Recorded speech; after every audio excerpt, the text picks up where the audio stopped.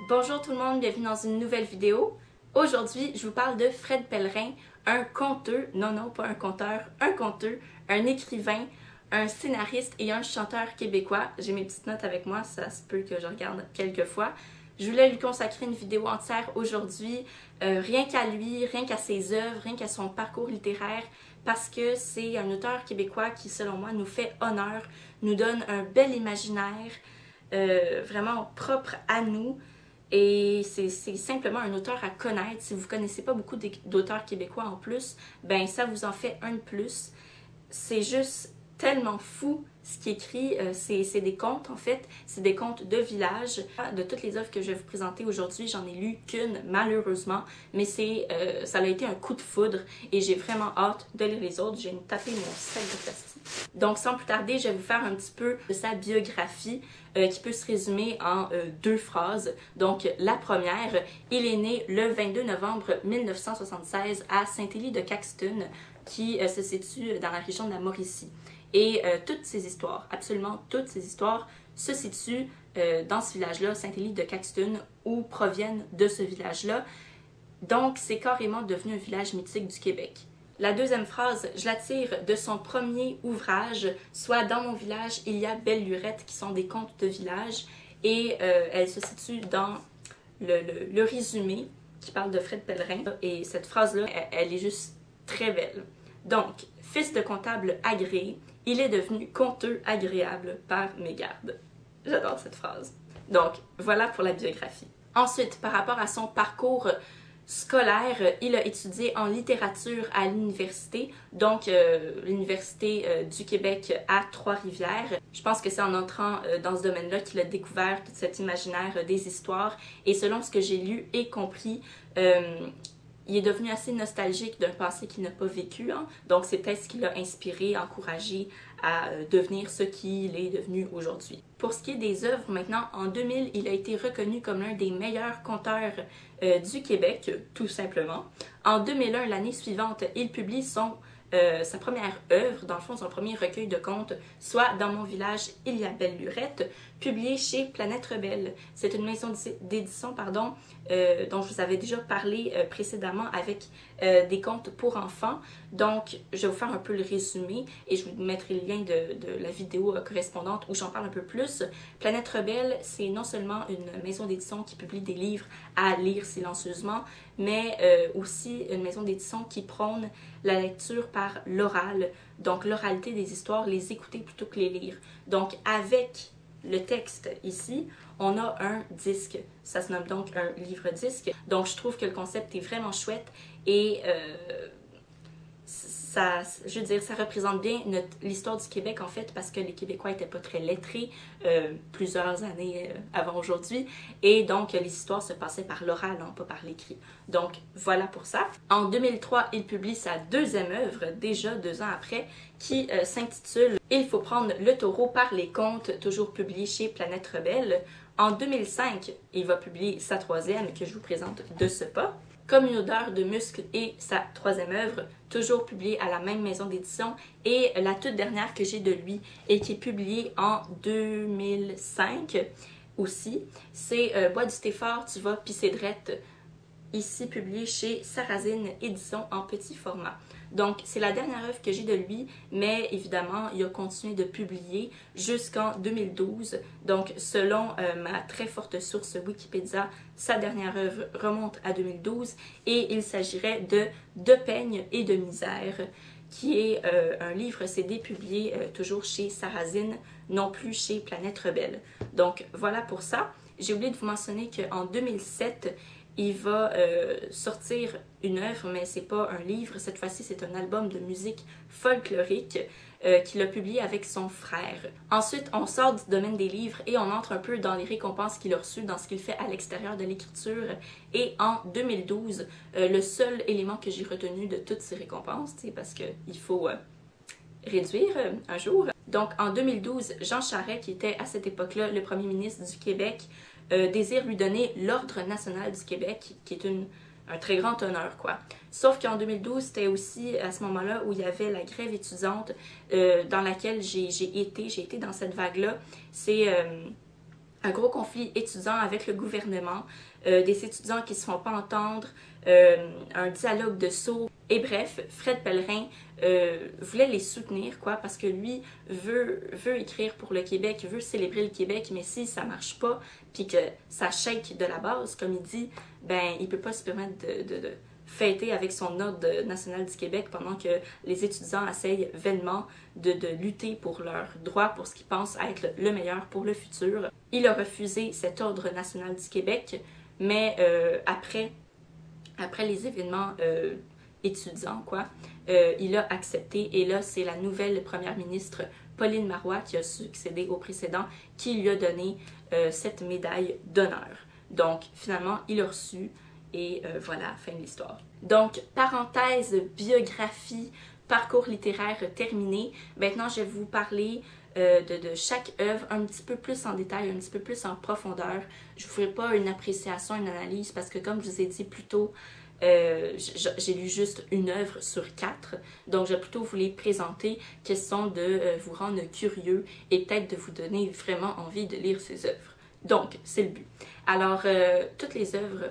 pas mal, ouais, toutes les œuvres de Fred Pellerin s'inspirent soit d'histoires que sa grand-mère lui a racontées, c'est ce qui est dit dans les introductions, donc soit de sa grand-mère ou soit de d'autres habitants de son village. Les personnages principaux qu'il va y avoir dans ces contes-là, pour vous donner un peu un aperçu des noms originaux et aussi des personnages que vous pourriez y retrouver. Donc on retrouve Toussaint Brodeur, c'est celui qui tient le magasin général du village. Ensuite, on a Esimézac Gélina, qui est l'homme le plus fort du monde. Ensuite, la Stroupe, dont je me souviens pas, ou peut-être que je connais pas encore. Ensuite, Belle Lurette, qui est une expression québécoise pour dire « il y a vraiment longtemps », mais qui ici devient un personnage. Babine, qui a fait l'objet d'un film.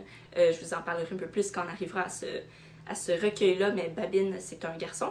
Ensuite, Méo le coiffeur, etc., etc. Donc, voilà un peu, vous avez une idée des genres de prénoms qui se trouvent dans les contes. C'est beau, c'est beau.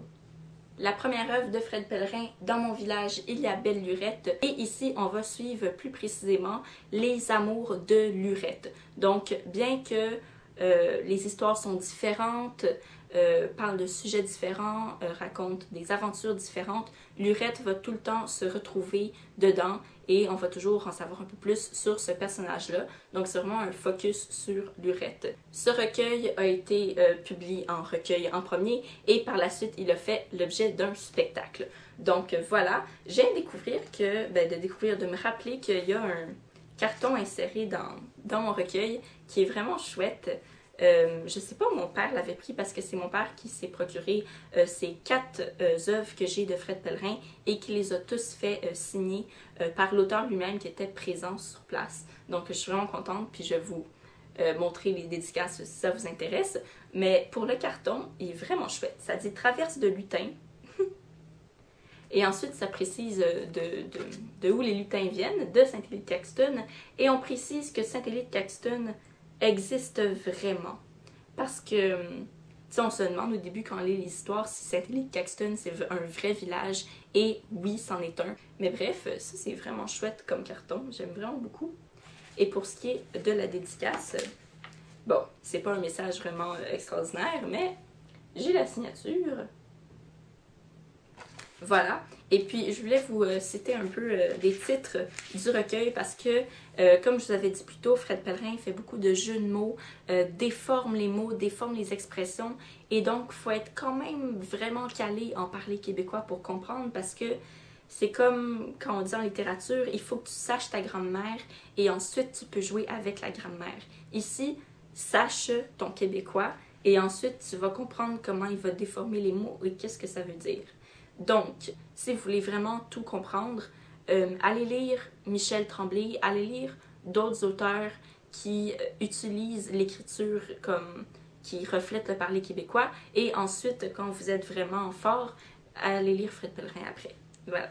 Je voulais lire ces titres de contes-là parce qu'ils sont justement très colorés, très vivants et il y a ces jeux de mots vraiment chouettes. Donc, le premier, Il y a belle lurette, lurette avec majuscule, Conter fleurette, Les talons hauts, donc les talons, le cheval, L'ennuyance, Le bonbon du mensonge, Madame Riopelle sort de sa tombe, La mémoire, L'allumeur, à place de l'allumeur, Le décompte de Noël, Les mitaines, La parole de dièse, qui est un type qui s'appelle comme en musique, comme le dièse en musique, La danse à lurette, La bosse de Babine et l'épilogue. Babine, oui, il y a une bosse sur le dos, il ressemble un peu au bossu de Notre-Dame. Voilà, c'est cet ouvrage-là que j'ai lu. Le seul que j'ai lu, ce fut un coup de foudre et j'ai vraiment hâte de lire les autres. Ensuite, on avait Il faut prendre le taureau par les contes. Ici, la particularité, c'est qu'on ne va plus suivre, par exemple, le personnage de Lurette dans toutes les histoires, mais ici, le personnage de Babine. Le cinéma s'est beaucoup intéressé aux aventures de Babine dans ce recueil-là. Donc, en 2008, Luc Picard a sorti un film qui s'intitule Babine, tout simplement, et qui raconte son histoire. Donc, si vous voulez aller le voir, moi, j'y étais allée avec ma famille et j'ai vraiment aimé ça. Donc, je vous conseille ce film-là si vous voulez, par exemple, le voir avant le livre ou l'inverse pour vous aider à bien comprendre le contexte ou quoi. Ben voilà, la particularité ici et que j'ai oublié de mentionner dans le précédent, c'est que Fred Pellerin va commencer ses histoires toujours de la même manière, comme une anaphore, quoi. Dans Belle Lurette, ça commence avec ma grand-mère disait, etc., etc.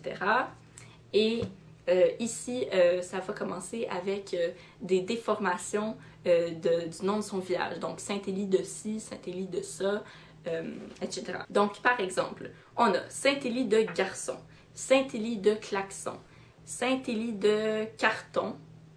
Ça, c'est ceux que je me souviens, hein. C'est pas parce que je lis à une vitesse folle. Donc, chaque conte va commencer avec une introduction au village de Saint-Élie de Caxton. Je m'en avais déformé. Et puis ensuite, on se dirige petit à petit vers l'aventure d'un des personnages et de Babine partout, quoi. Donc, voilà pour la particularité de celui-ci. Ouais. Ensuite, on a Comme une odeur de muscle, qui ici, comparé aux deux autres recueils, va être le résultat d'un spectacle qu'a fait Fred Pellerin. Donc, tout ce qu'il a dit, le spectacle va être mis en recueil. Donc, on commence pas avec des débuts de phrases similaires à chaque conte. C'est vraiment plus dépareillé, mais ça reste très certainement, sûrement très très bon. Ici, on suit aussi un autre personnage. On met le focus sur un des personnages. Donc, on avait Lurette, on avait Babine. Et ici, ça va être celle de Ezimezak Gélina, l'homme le plus fort du monde, qu'on compare tout simplement hein, à Louis Cyr, qui est un personnage réel et qui était un homme fort québécois, particulièrement très très très fort. J'ai aussi encore là une dédicace. J'en ai partout, fait que c'est vraiment chouette. Et finalement, on se retrouve avec le tout petit Bois du thé fort, tu vas pisser drette, publié non plus chez Planète Rebelle, mais chez Sarrazine Éditions, dans le coin ici. Je sais pas pourquoi c'est un petit format, je comprends qu'il y a moins de contenu, mais par exemple, c'est vraiment pratique pour transporter ça dans son sac, parce que c'est minuscule.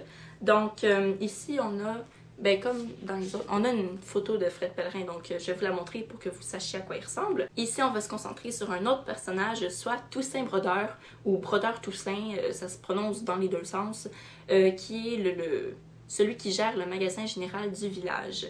Et l'introduction que fait Pellerin avec la dédicace à Toussaint Brodeur est vraiment belle et vraiment, vraiment chouette. Je vous montre sans plus tarder la photo de Fred Pellerin qui doit être vraiment un chic type, mais là, il me fait vraiment penser au stéréotype de l'écrivain. C'est quand même assez comique. Il y a les petites lunettes rondes, le petit regard, tout, c'est vraiment drôle.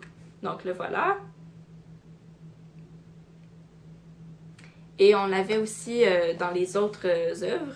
Et puis, c'est des photos différentes à chaque fois, donc c'est chouette. Je vais vous les montrer aussi. Donc, celle avec la pancarte du village. Ensuite, on a celui-ci. Et finalement, on a Fred Pellerin lors de son spectacle. Voilà. C'était tout pour ma vidéo Fred Pellerin. J'espère que vous avez apprécié. Moi, c'est les 4 œuvres que j'ai de lui. J'ai vraiment hâte de les continuer, de les découvrir, de lire, d'avoir lu toutes les 4 parce que ça a l'air vraiment, vraiment chouette. Je le tiens en grande estime, Fred Pellerin. En fait, je suis vraiment fière de pouvoir dire que Fred Pellerin est un auteur québécois, il nous représente si bien, il est tellement coloré, c'est tellement beau ce qu'il écrit, l'imaginaire est juste merveilleux, le style, l'écriture, fantastique. Voilà pour Fred Pellerin, je sais pas quoi dire d'autre. Donc d'ici la prochaine vidéo, je vous souhaite de passer une super belle journée, des très belles lectures. Bye! Je feuilletais le recueil, puis j'ai trouvé une citation de Paul Auster que j'aime beaucoup.